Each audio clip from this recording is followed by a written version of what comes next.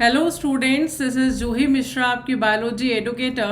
और important NCERT diagrams and tables की series में एक बार फिर से आपका स्वागत है। सीबीएसई क्लास 11th के इम्पॉर्टेंट एनसीईआरटी चैप्टर्स के सभी रिलेवेंट डिस्कशंस हम कर रहे हैं यहाँ पे। अभी तक हमने हिरार्की डिस्कस कर ली है और टेबल नंबर 1.1 डिस्कस कर लिया। हर्बेरिया मैंने आपको बता दी है और ये फिगर नंबर 1.3 है जो जूलॉजिकल पार्क को इंडिकेट कर रहा है। ऐसे में आपको बस इतना समझना है कि जूलॉजिकल पार्क जो होता है वो क्या करता है। सबसे पहली चीज़ कि जूलॉजिकल पार्क को ही आम भाषा में चिड़ियाघर या जू बोलते हैं।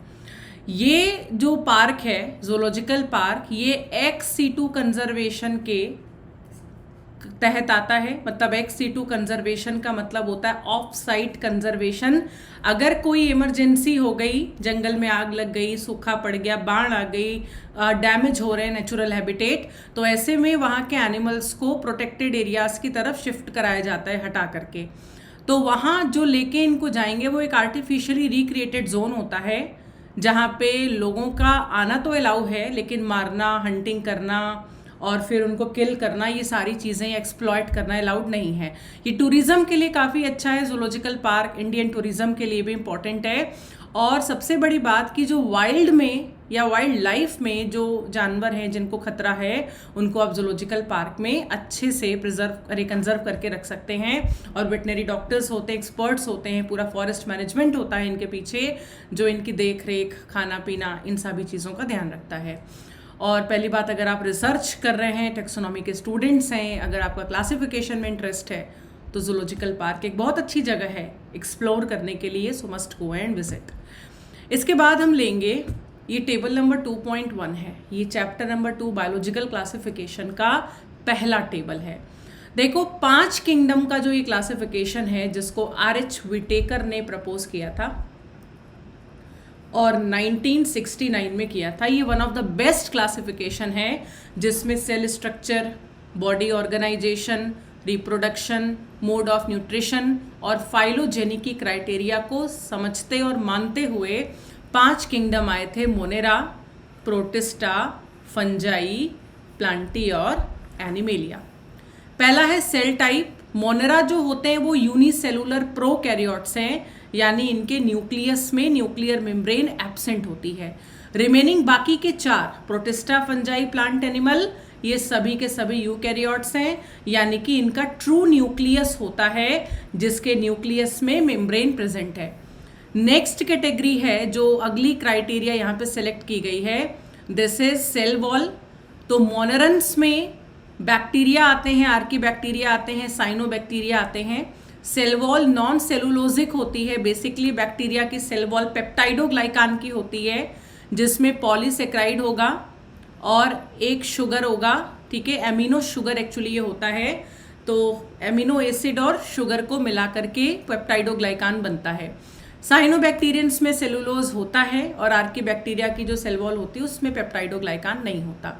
प्रोटिस्टा में कुछ के पास सेल वॉल होती है, कुछ में नहीं, जैसे डाइटम्स में, डेस्मिड्स में होती है। ये फोटोसिंथेटिक प्रोटिस्ट हैं, लेकिन स्लाइम मोल्ड्स में नहीं होती, प्रोटोजोअन प्रोटिस्ट में नहीं होती, जो इनका ये बिहेवियर शो करता है कि ये एनिमल के एंसेस्टर्स हैं। फंगस में सेल वॉल प्रॉपर होती है और काइटिन नाम के केमिकल की होती है, जो एक पॉलीसेक्राइड है, हेट्रोपॉलीसेक्राइड है। एन एसिटिल ग्लूकोसामीन पॉलीमराइज करता है तो काइटिन बनता है। प्लांट्स की सेल वॉल सेलुलोज की होती है, पॉलीमर ऑफ ग्लूकोज होता है सेलुलोज, जो ग्लाइकोसिडिक बॉन्ड से जुड़ेगा। एनिमल्स में all together cell wall absent होती है। बात आती है न्यूक्लियर मेम्ब्रेन की। आप ये बात कोरिलेट कर लीजिए कि अगर कोई भी सेल प्रोकैरियोट है तो कभी भी उसमें न्यूक्लियर मेम्ब्रेन नहीं होगी। यूकैरियोट्स में ऑलवेज प्रेजेंट, यानी बाकी के सभी किंगडम्स में न्यूक्लियर मेम्ब्रेन होती है। बॉडी ऑर्गेनाइजेशन, मोनेरन्स यूनिसेलुलर होते हैं, प्रोटिस्टेंट्स यूनिसेलुलर होते हैं। फंगस में मल्टी सेलुलर बॉडी और लूज टिश्यूज, प्रोजेनकाइमा। प्लांट्स जो होते हैं उनमें टिश्यू लेवल और ऑर्गन लेवल का ऑर्गेनाइजेशन होता है। एनिमल तो मोस्ट कॉम्प्लिकेटेड ग्रुप है, जहाँ टिश्यू मिलेंगे तो ऑर्गन बनेगा, ये आपस में मिलेंगे तो ऑर्गन सिस्टम बनेगा, तो हाईली इवॉल्व और कॉम्प्लिकेटेड। लास्ट में आता है मोड ऑफ न्यूट्रिशन। मोनेरन्स में जो खाना खुद से बना लेंगे वो ऑटोट्रॉपिक हैं। अगर ये खाना बनाते समय केमिकल एनर्जी यूज करें तो कीमोसिंथेटिक, अगर लाइट एनर्जी यूज़ करें तो फोटोसिंथेटिक। रेडीमेड फूड पे डिपेंड करें पैरासाइट की तरह, सेप्रोफाइट की तरह, तो ये हेट्रोट्रॉपिक न्यूट्रिशन एग्जिबिट करते हैं।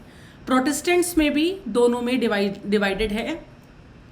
ऑटोट्रॉपिक प्रोटिस्ट जो होते हैं वो खाना खुद बनाएंगे, डायटम्स हैं, डेस्मिड्स हैं, डाइनोफ्लेजिलेट्स हैं, ये सब फोटोसिंथेटिक हैं, खाना खुद से बनाएंगे। लेकिन स्लाइम मोल्ड सेप्रोफाइट है, एमीबा, पैरामीशियम, ये सारे के सारे आपके हेट्रोट्रॉपिक न्यूट्रिशन शो करते हैं। एक एग्जाम्पल आता है प्रोटिस्टा में यूग्लिना का, ये मिक्सोट्रॉपिक न्यूट्रिशन दिखाती है, यानी कि हेट्रो और ऑटो दोनों की तरह बिहेव करती है। कनेक्टिंग लिंक कहते हैं इसको प्लांट एनिमल के बीच में। फंजाई प्रॉपर सेप्रोफाइट पैरासाइट यानी हेट्रोट्रॉपिक न्यूट्रिशन, क्योंकि इसमें क्लोरोफिल नहीं होता इसीलिए अपने से खाना नहीं बना पाती। प्लांट्स जो होते हैं वो खाना खुद से बनाएंगे ऑलवेज, इनको पूरे इकोसिस्टम का तो प्रोड्यूसर बोलते हैं। पानी में फाइटोप्लैंक्टन्स, टेरेस्ट्रियल हैबिटेट में जो होते हैं वो आपके हर्ब्स होते हैं, बाकी के प्लांट्स होते हैं, they are always chlorophyllous and green. Animals कभी भी खाना नहीं बनाएंगे, क्लोरोफिल नहीं होता इसीलिए खाना बनाने की कैपेसिटी नहीं होती। हेट्रोट्रॉपिक न्यूट्रिशन एग्जिबिट करेंगे, और अगर डेड और डिकेइंग पर फीड करेंगे तो सेप्रोफाइट है, और अगर सॉलिड फूड को इंगल्फ करेंगे तो होलोजोइक न्यूट्रिशन, जिसके 5 सब स्टेप्स होते हैं: इंजेशन, डाइजेशन, एब्जॉर्प्शन, एसिमिलेशन और ईजेशन। खाने को अंदर करना, खाना उसको हाइड्रोलाइज करना, एब्जॉर्ब करना, यूटिलाइज करना, अनडाइजेस्टेड को बॉडी के बाहर करना। ये टेबल आपके नीट एग्जाम के लिए भी इंपॉर्टेंट है और कॉम्पिटिशन्स के लिए इंपॉर्टेंट है ही। So all the very best and stay tune with me for every time. और हाँ, प्लीज़ इसको लाइक करना ना भूलें, शेयर करना ना भूलें। अपडेट्स के लिए मेरे साथ बने रहें। Thank you.